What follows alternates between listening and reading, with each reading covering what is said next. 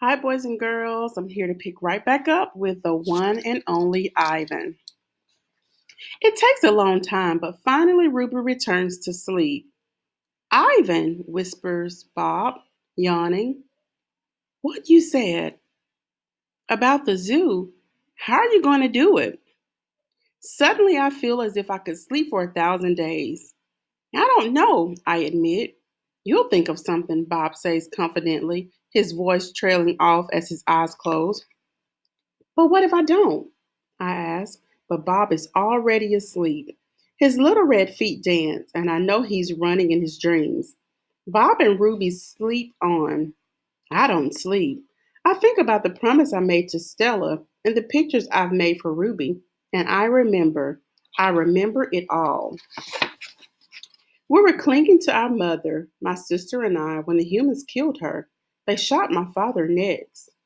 Then they chopped off their hands, their feet, their heads. There is a cluttered, musty store near my cage. They sell an ashtray there. It is made from the hand of a gorilla. When morning comes and the parking lot glimmers with dew, I see the billboard on the highway.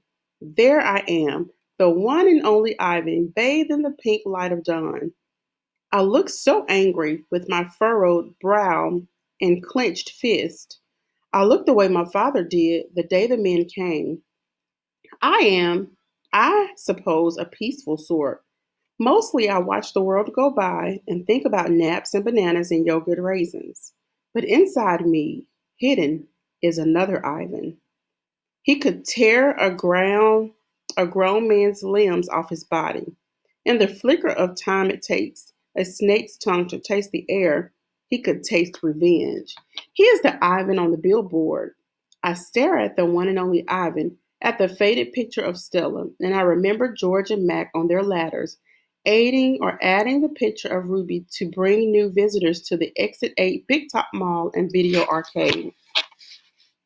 I remember the story Ruby told, the one where the villagers came to her rescue. I hear Stella's kind, wise voice. Humans can surprise you sometimes. I look at my fingers, coated in red paint, the color of blood, and I know how to keep my promise. During the days, I wait. During the nights, I paint. I worry when Mac takes Ruby into the ring.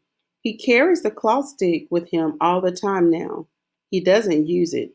He doesn't have to. Ruby isn't fighting back anymore. She does whatever Mac says. I close my eyes. I dip my fingers into the paint. When I'm done with one piece of paper, I set it aside to dry.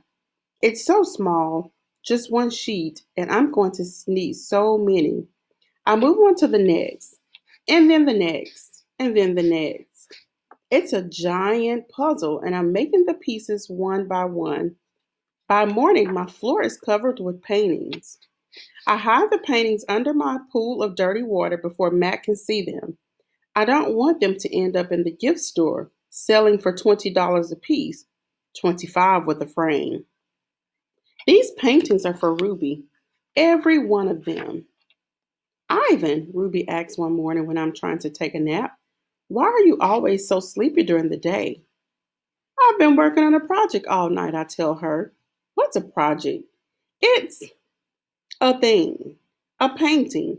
It's a painting for you, actually, I answer. Ruby looks pleased. Can I see it? Not yet. Ruby pokes with annoyance at her roped foot. She takes a breath.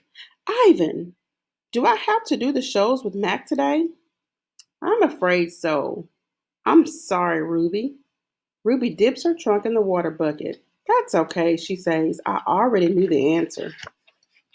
It's night again and everyone's asleep. I look at the picture I've just made, one of dozens.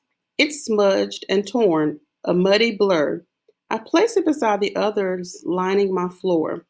The colors are wrong, the shapes are off. It looks like nothing. It's what I'm trying to create. It's not what it's meant to be.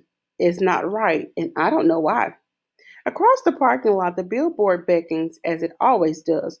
Come to the Exit 8 Big Top Mall and Video Arcade, home of the one and only Ivan, Mighty Silverback. If I could use human words to say what I need to say, This would all be so easy. Instead, I have my pots of paint and my ragged pages. I sigh. My fingertips glow like jungle flowers. I try again.